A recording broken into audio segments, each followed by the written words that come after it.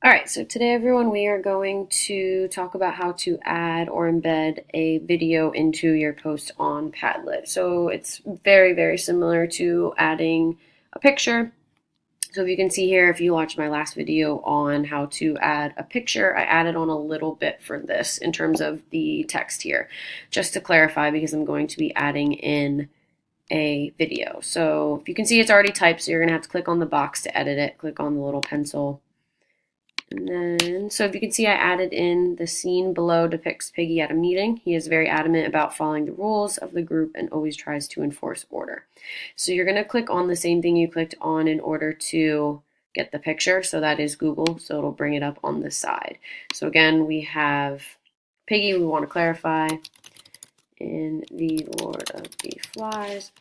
So I'm already on videos just because I was on it looking at them before, but images will come up first. You just have to click over to videos. So we're going to click on this video here. Okay, so you can see there it goes right in that post. I just want to get rid of that space. And if we click out of it, that becomes our new post. So you can see the students again can add in a clip and other students can watch it. I can click on it when it's coming up real time if I'm projecting this.